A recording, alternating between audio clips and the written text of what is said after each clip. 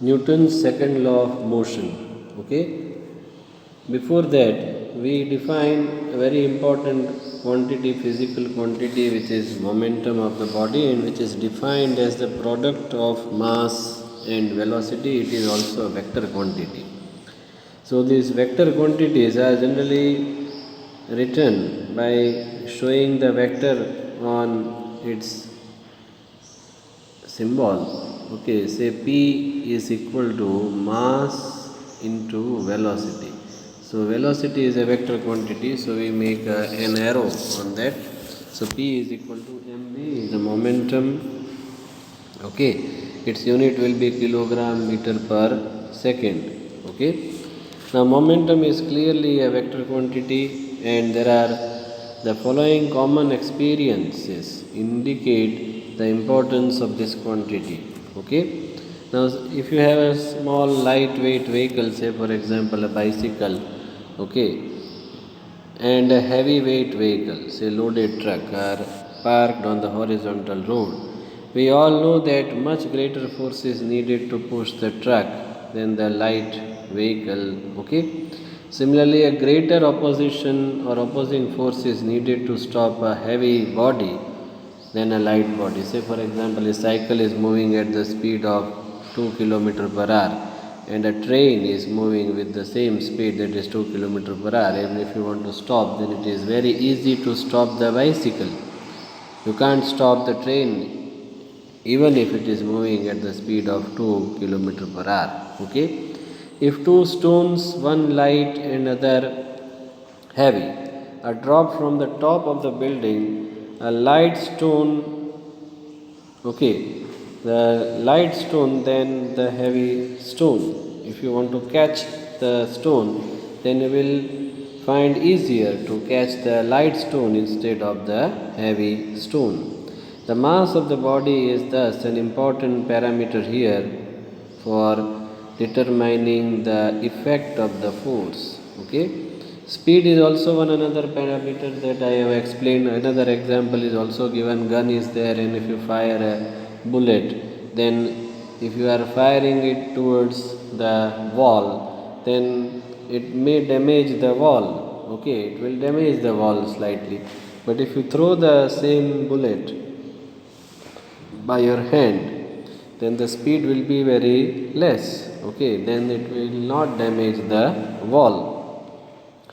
Then you must have seen the cricketer playing with the season ball. Okay, if the ball comes to him and if he wants to catch that ball, then he will slightly take the hands away, or rather hands behind, okay, in the direction of the ball. Okay, if the ball is coming towards him, then he will take the hands slightly behind, okay, before catching. So what does he do? He is slightly increasing the time of catching. If the new cricketer is there, then he keeps the hand fixed and tries to catch. Then this may hit the hands. Okay, it will hurt the hands or palm of the new cricketer. Okay, so here we can conclude that force not only depends on the change in momentum, but also on how fast the change is brought about. If you want to bring the change in very small time interval, then you need more force. Okay, and if you want to bring the change in momentum slowly, then you require a less force. Okay, the same change in momentum brought about in shorter time needs greater applied force.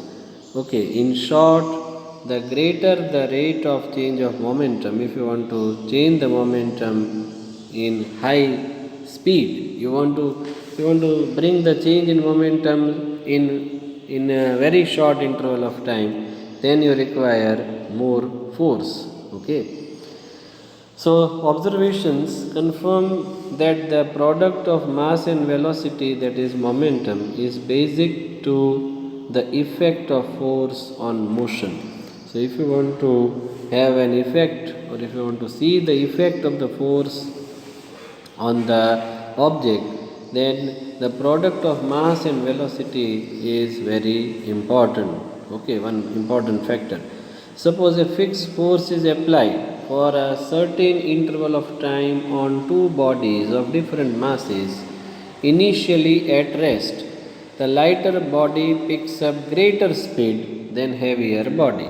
If you have two objects, two balls, one is light, that is a plastic ball, one is a seasoned ball, then if you apply the same force on them, then the lighter object will have greater speed than the heavier, that is a seasoned ball. Okay, but try to understand, the at the end of the time interval, it shows, the observations are showing that both are acquiring same momentum.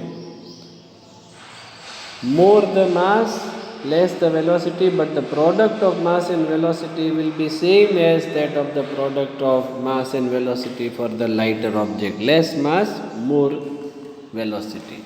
Less mass, more velocity. There, higher mass, less the velocity, but the product will remain constant for same applied force. Thus, the same force for the same time causes the same change in momentum for the different objects. Okay. Now, on the basis of all these observations, okay, Newton gave this second law of motion, that the time rate of change of momentum of the body is directly proportional to the applied force, and it takes place in the direction of the force. So, rate of change of momentum, at what rate the momentum changes, that is directly proportional to the force. If more force is applied, then there will be a faster rate of change of momentum, and if you apply the less force, then the rate of change of momentum will be less.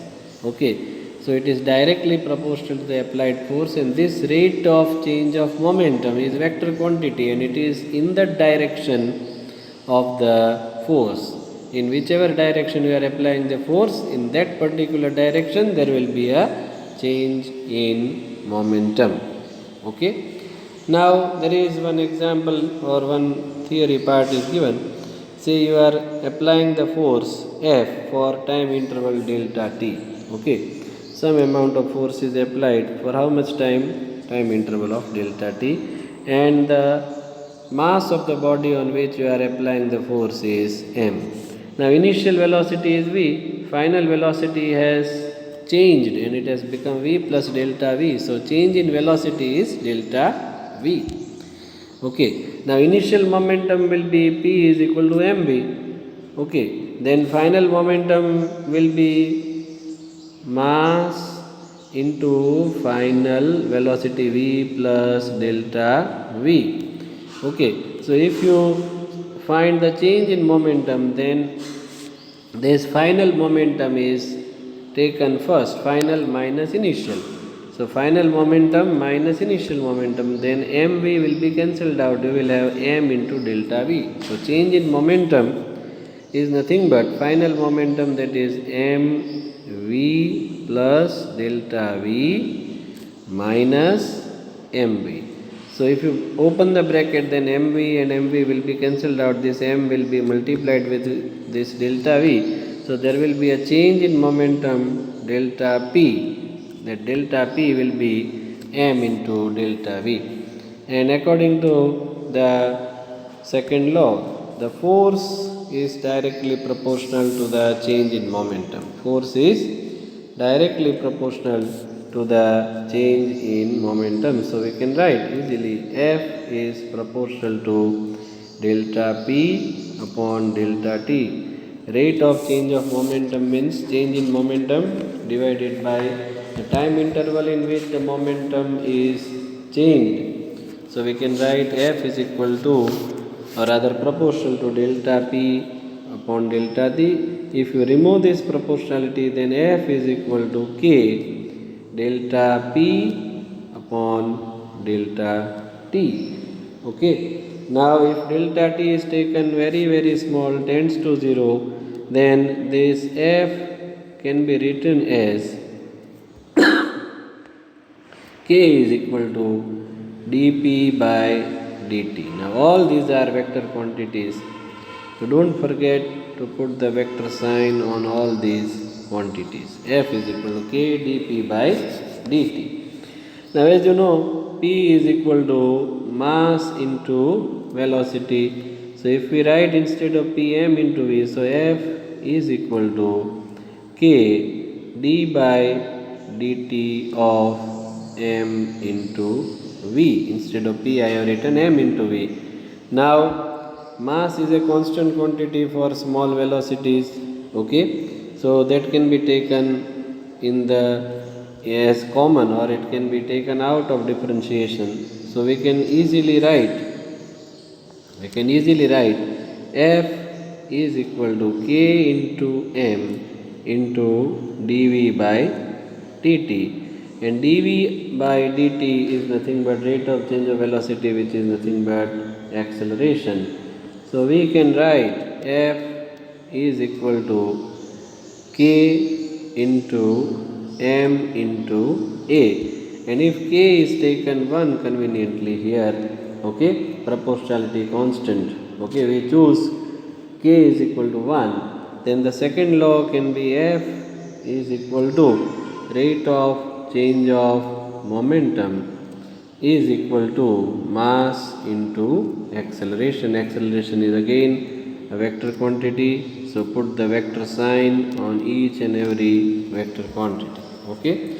So F is equal to rate of change of momentum dp by dt is equal to mass into acceleration. And if you take say 1 kg object, if your mass of the object is 1 kg, and if you want to accelerate this object at the rate of 1 meter per second square, then if you take F, then F is equal to 1 into 1, that is 1 kilogram meter per second square force is required, or we can say 1 Newton force is required, because 1 kg meter per second square, this kg meter per second square unit is taken as Newton. So if you want to accelerate the object of mass 1 kg, if you want to accelerate the object of mass 1 kg by the acceleration of 1 meter per second square, then force required will be 1 kilogram meter per second square, and this unit kilogram meter per second square is taken as Newton in the memory of scientist Isaac Newton. So this is defined as 1 Newton force. So 1 Newton force is the force which is required to accelerate an object of mass 1 kg at the rate of 1 meter per second square, okay. So these are very easy derivation, okay. Then we have the next part here, that is there are certain important points for the second law of motion. If you take F is equal to 0, then acceleration will be 0, okay. Now this force is a vector quantity, so it will have 3 different components of force, that is force in x direction, force in y direction, and z direction, and that can be dpx by dt, that is x component of rate of change of momentum, similarly dpy by dt and dpz by dt, which gives you acceleration in 3 different directions, that is in x, y and z, that is mex, that is the force in x direction, force in y direction is may, and force in z direction is maz. So 3 components are there. Then the second law of motion, which is given by this equation F is equal to ma, that is dp by dt, okay, is applicable to a single point particle, and we consider the force which is acting here. Try to understand this force is a resultant force. Say for example there are 2 forces acting, one is the force in this direction, the other one is in this direction. If this is 5 Newton force and if this is 10 Newton force, then resultant of this is 5 Newton in left hand direction.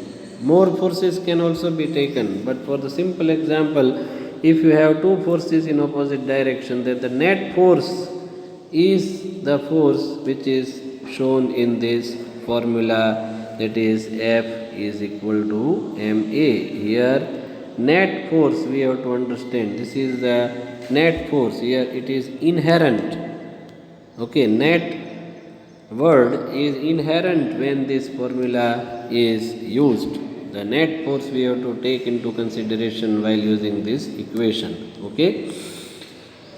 Now internal forces of the system are not to be included in this net force. Internal forces are not taken into consideration when we talk about the acceleration of the object. Okay.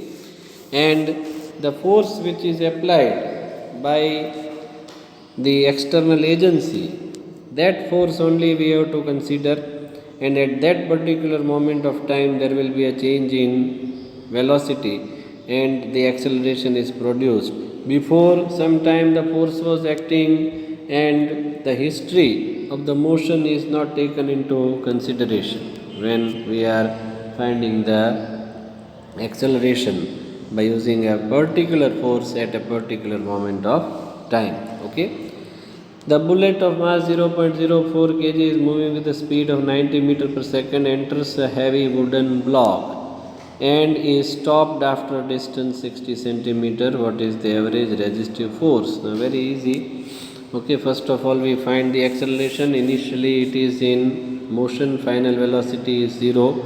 So we use this formula, v square minus u square is equal to 2as. Final velocity is 0. So we write minus u square is equal to 2as. So you can write a is equal to minus u square upon 2 times the distance. Now initial velocity is given 90. The distance is in centimeter, so it has been converted into meter, so it has been taken 0.6, and if you simplify then this acceleration is obtained, that is minus. Why? Because it is the case of anti-acceleration or retardation as the bullet is going inside the wooden block. Okay. Now you want to find out the force. Force is nothing but mass into acceleration. Mass is given 0.04. So just you have to multiply the acceleration which we got by that mass and you will get the answer for the resistive force. It will be a negative force. Okay, that is in the opposite direction of the motion. Okay, only the magnitude is written here. By the second law of motion, F is equal to ma, so just they have multiplied the force, multiplied the mass and acceleration. The actual resistive force we got, that is 270 Newton, and therefore the retardation of the bullet may not be uniform. The answer therefore only indicates the average resistive force. Okay, the actual resistive force, and therefore retardation of the bullet is not uniform. So this is an average resistive force, because in that motion the constant amount of force of 270 Newton is not going to be exerted. Okay, throughout. Okay. Now one equation which we have already utilized, that is given here, that is y is equal to u plus 1 by 2 gt square. We want to find the force acting on the particle. Then it is very easy, rather we can do it easily. Y is given. Y is how much? Y is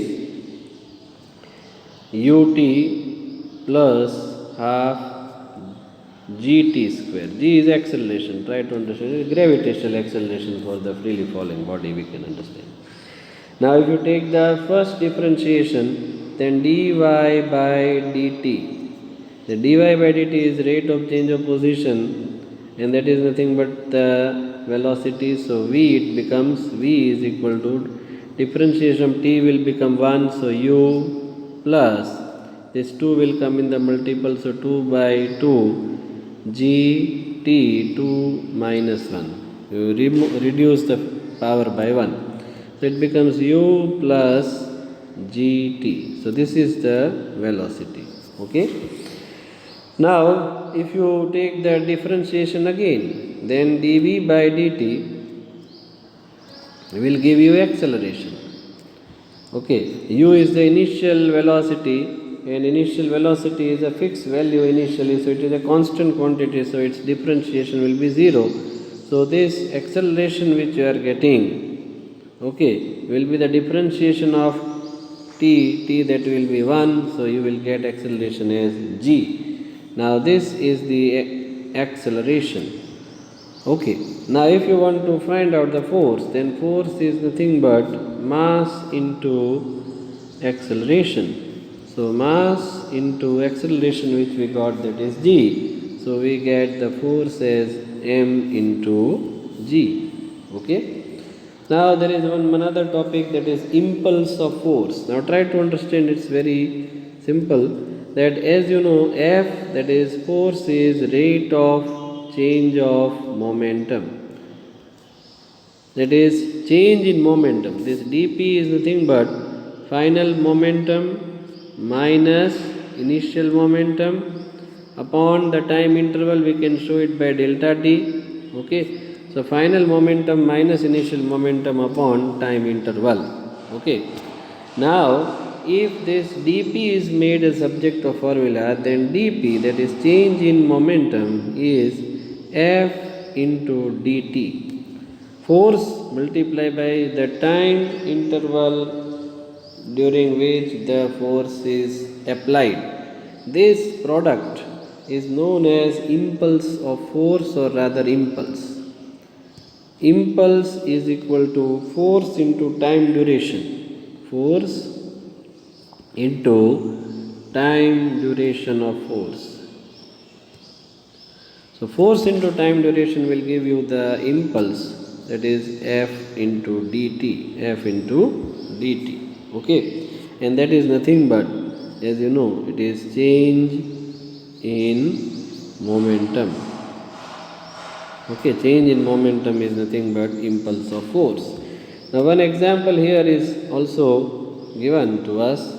Okay, the batsman hits back a ball straight in the direction of the bowler without changing its initial speed 12 meters per second. And the mass of the ball is 0.15. Determine the impulse of force, that is change in momentum. It's very easy to understand. Say for example, you have ball which is coming towards the batsman in this direction. We take its velocity to be 12 meter per second. The batsman is somewhere here. He hits the ball in the opposite direction of the ball. Now if this direction is taken positive, then the direction opposite to it is negative. So its final velocity will be 12 meter per second only, but with negative sign. Now change in momentum dp is equal to mass into final velocity minus mass into initial velocity. Now mass is taken common. Okay, final velocity is say minus 12 and initial velocity is say plus 12. Okay, so Vf minus Vi, so it becomes minus 12. Okay, so this becomes mass is 0.15 into minus 24. So roundabout it becomes minus 3.6 Newton second. Okay, now if the batsman is taken here, try to understand. It depends on sign. That is why I want to calculate purposefully like this. If the ball is taken initially moving in the left hand direction, then its initial velocity would have 12 meter per second and final velocity would have positive 12 meter per second. So in whichever way you take, try to understand, this part is calculated in our textbook. That is why I took it in a different way. Okay, if you take initial velocity to be minus 12, okay, then final velocity will be positive 12, then your answer will be positive 3.6 as shown in the textbook. Okay, both the answers are correct. It depends how the initial velocity is taken into consideration. But the change in momentum is 3.6 Newton second, that is in magnitude. Okay, if you are try to understand change in momentum is in which direction, for this it is in this particular direction, means towards left, and that is why change in momentum towards left is negative. The force is applied in which direction? For this particular case, force is applied towards left, and left hand direction is negative, that is why change in momentum is negative. And in this particular case, the change in momentum is positive 3.6 because the force is applied in the positive direction. Okay, and always the change in momentum will be in the direction of the force applied. Okay, try to understand 2-3 times, watch it, calculate all the sums. Okay, and derive Newton's second law of motion in your notebook. Okay, thank you very much.